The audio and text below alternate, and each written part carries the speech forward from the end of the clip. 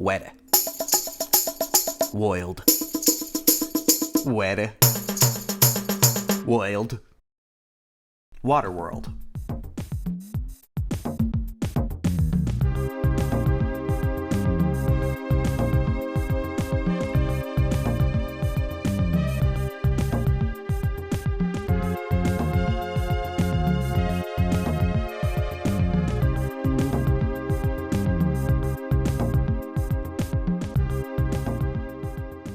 Intellectual property in theme parks is a hot button issue nowadays, especially.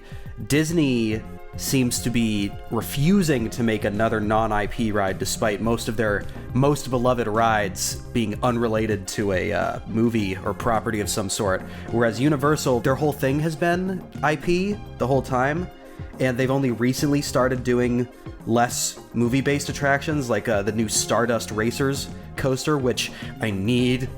And the funny thing about Waterworld is, like, you look at all these other rides, these big attractions, they're based on, you know, Fast and Furious, The Simpsons, Despicable Me, like, box office titans. And then you have Waterworld, which no one in the world has ever seen once.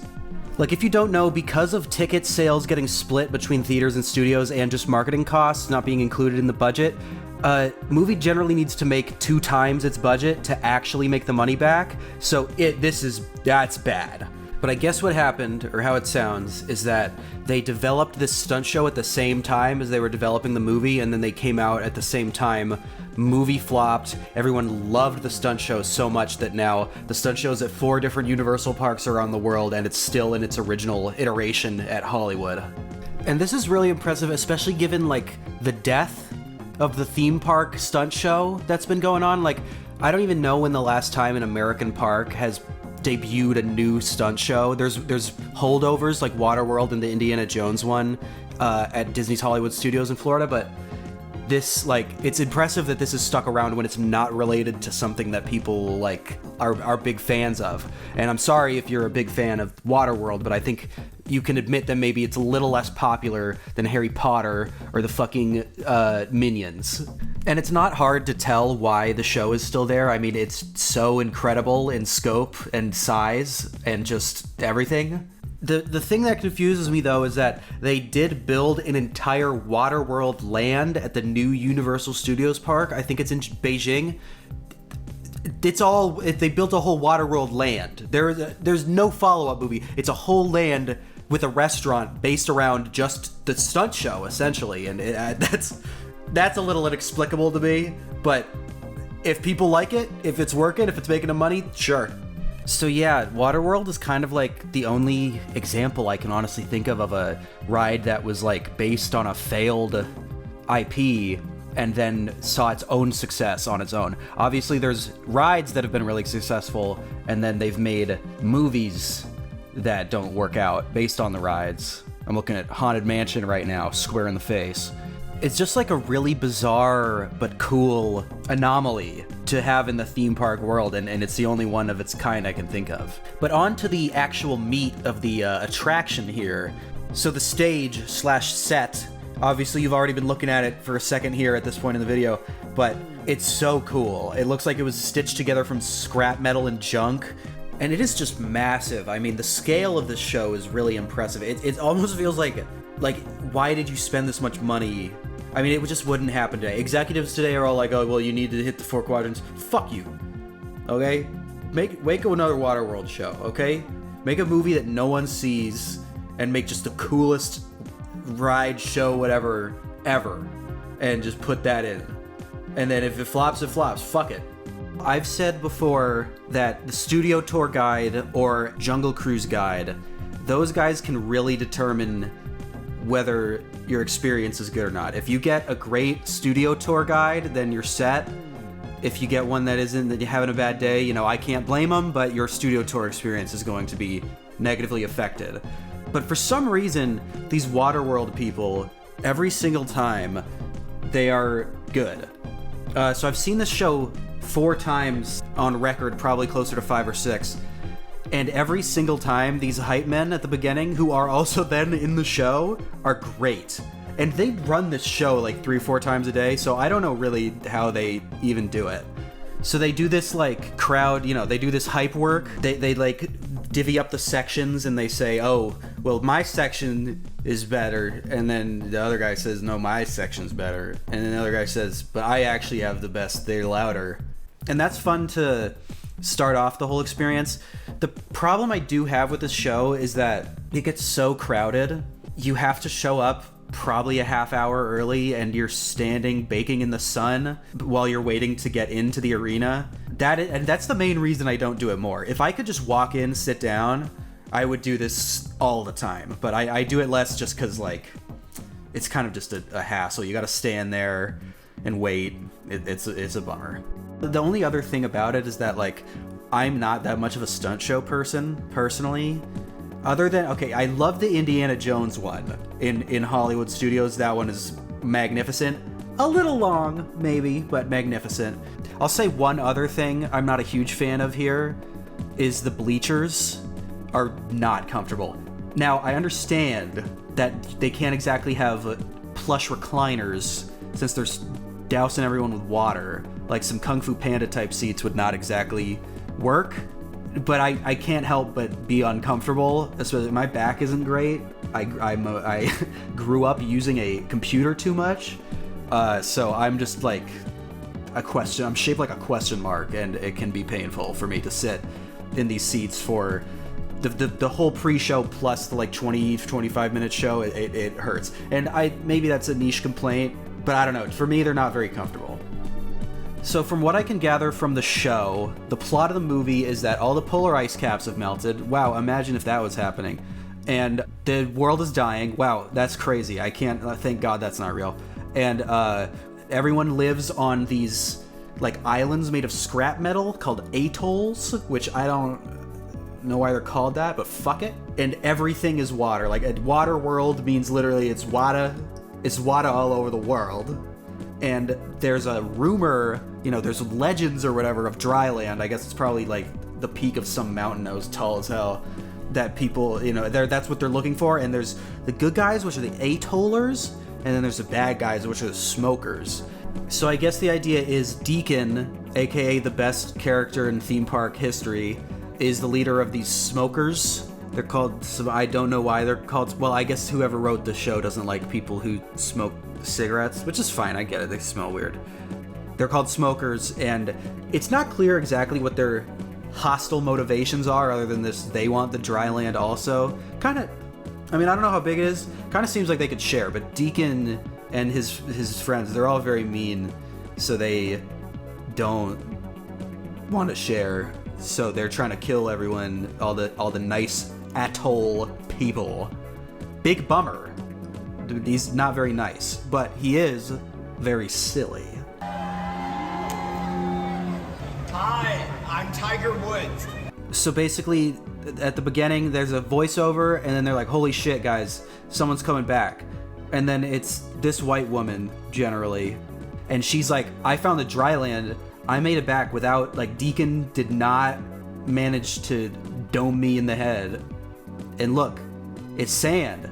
But then she goes, oh, well, Deacon's coming, though. Like, Deacon was after me. He'll be here any second. We can hurry. And then they're like, oh, fuck. Oh, shit.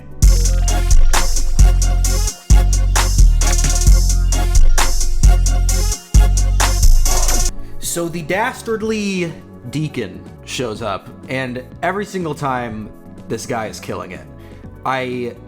Every single guy they get to play Deacon is just fucking nailing it, eating it up, slaying, leaving me gagged, all those words. Yeah, hey Deacon, we are not your brothers and sisters. Am I right? Yeah! Shut him up. So Deacon wants to find dry land and build like real estate, I guess, which I mean, he's like, it's the apocalypse, so I don't know why he's doing that. And Helen's like, fuck you, Deacon. The Mariner's coming. Now, who's the Mariner, you may ask? Obviously, that is Kevin Costner's character from the movie. And the thing about the Mariner is he has gills. And I'm gonna be honest, I knew he had gills for a while. but I only just learned 2 minutes ago as I'm recording this that they're behind his fucking ears. And that is, I assume they were on his, like, ribs, like if you watch The Boys, like what the Deep's got. But no, they're a little behind his ears. I guess probably to save on makeup budget, but, And then Deacon goes, oh, the Mariner, you say? Well, I'm gonna close the big gate, so the Mariner surely cannot get in now.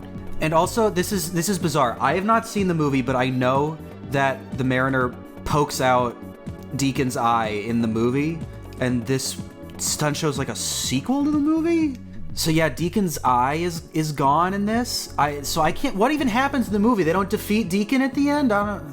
So after all that buildup though, the payoff is the Mariner fucking jet skis up from underneath the water. Oh my god. So one complaint I have about this show is that they do not make it clear that the Mariner can breathe underwater. But you know what? That really does not affect the fact that he jet skis up from underwater, like under the wall, and starts like fucking shit up. And the thing about this show is that something is always happening somewhere. Like usually 2 or 3 things at once are going on. Look, this guy's jet skiing around down there, okay? Helen is up here fighting someone on the cage as it slides across. And this mean guy in the bottom right is walking around. He's like, I'm gonna get the Mariner. They're fist fighting up there. And then Helen does a second zip line up here. So yeah, huge fight is breaking loose. Mariner and Helen are reunited. But then Deacon's like, my friend has the giant fucking gun. And what's the gun do? Pyrotechnics. So yeah, every inch of the set, it feels like, is covered with little explosive things that keep happening. And it's so awesome. I kind of feel like a broken record because I just keep saying it's awesome. But it's so awesome. Like, you're combining jet skis and big explosions. Like, I'm a 26-year-old man. What else? I don't need anything else.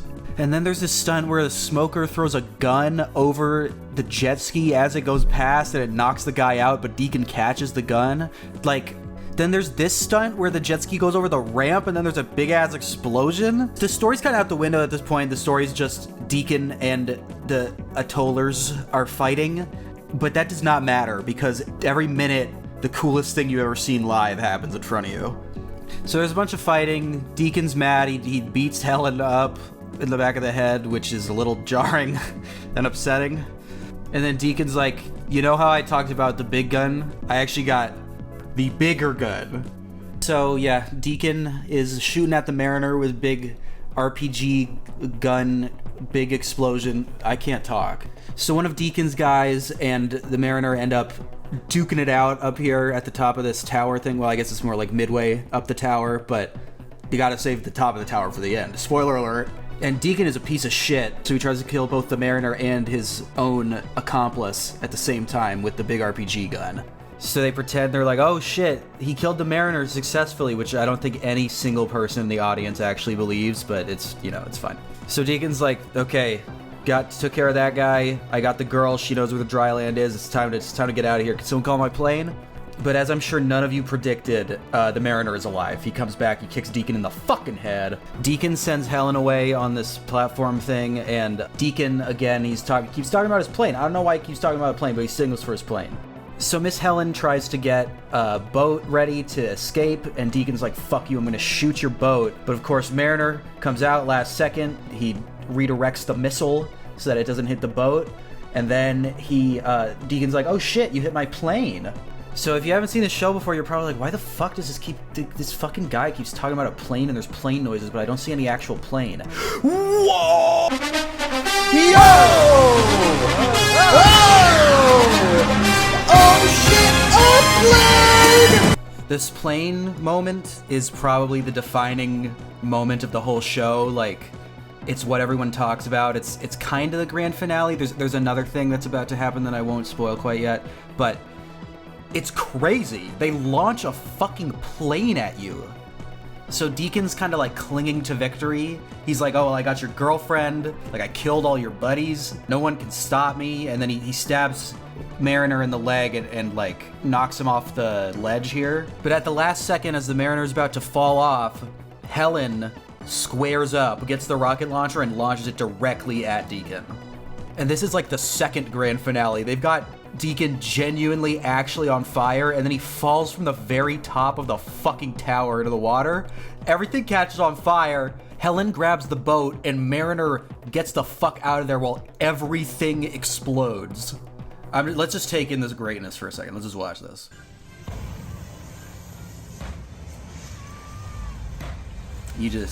It's just, I mean, it's unreal. So yeah, that's Waterworld. I mean, what a show, you know, like, again, just to be so great that the movie that it's based on, the box office failure, doesn't discredit it, and it's still here all these years later. I think, what is it? It's 30 years this year? Let me check. Yeah, I looked it up. 30 years this stunt show's been here. No competition. According to Universal Studios, it's consistently the highest rated attraction there, which I think Forbidden Journey's better, but you know. So yeah, 9 out of 10 from old Tatsu Gang over here. It's such an incredible stunt show. And honestly, it's hard for me to imagine a stunt show that for me I would give a 10. The Indiana Jones one I still kind of think would get a 9 from me because I'm just not that much of a show guy, you know? But as far as stunt shows go, this is definitely in the upper echelon. Is that what it? Hold on. Yeah, okay, it's echelon. Thank you for watching. Thank you for bearing with the long time between uploads. I guess it's not that long, but I just moved. And I bitch about everything in the studio tour, too. Work is stressful. Run this video up so that I can make this my full-time thing. I would love that. I know we're at 50 subscribers, but it's okay. All we gotta do is times that by like 1,000 and I'll be there. Like, comment, subscribe, send it to your grandma, send it to your mom, send it to your girlfriend, send it to your boyfriend, send it to your non-binary partner, whatever. Oh yeah. You guys ever heard of the Tatsu?